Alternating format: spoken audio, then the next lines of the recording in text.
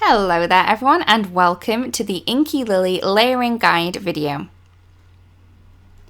So to start with, I am going to be using the largest of the outline lilies on the stamp set, and I'm just going to be inking that up using some of the obsidian black ink. Now you can use whichever black ink that you do like, but this is my favourite. I'm then going to take the base layer. Now this is going to fit within the layer that we've just stamped, but it is going to kind of not stamp the little stamens. So you need to make sure that the stamens are clear when you do stamp this down into place. So for this layer, I am using the cotton candy ink for this one, a very pretty pink.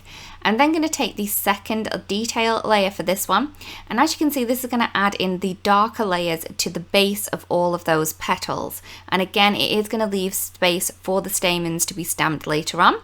For this one, I'm going to be using the coral berry ink, so I'm just going to ink that up all over the stamp that we have there and then line that into place. So this is going to add in the dark points to those bases of the leaves. So once I have done that, I then have the little splatter layer for this one. Now this one necessarily doesn't need to be in a proper place. You can kind of play around with this one to create various different effects with this one, and I've just stamped that into place using the ruby red. I'm then going to take the stamen, and this is just going to fit directly within the outline for the little stamen pieces, and I'm going to be using the Snapdragon ink to pop those into position. I'm then going to move on to the second lily that we have. This is slightly smaller than the other one, more of an angle, and I've stamped that using the obsidian ink.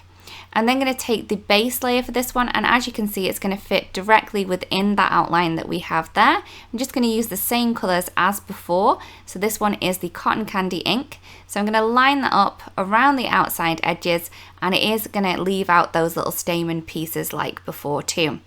I'm then going to take the other part for this one, so this is the second layer, and I'm going to just kind of line up those darker points that are on the fold of the petals. Now for this one, I am going to be using the coral berry ink. So again, I'm lining up the folds on the petals, so the ones that are kind of folded over, and they're going to be the darkest. Again, with the little splatter cluster, this doesn't need to be in any particular space. So I'm just going to ink that up with the ruby red ink and then stamp that down into kind of the center of the flower. I'm then going to take the little stamens here, and again they're going to stamp within the outline, and I'm just going to ink those up with the Snapdragon and then pop them into place. And there is the layering complete. We really do hope this video helps, and thank you so much for watching. Bye bye.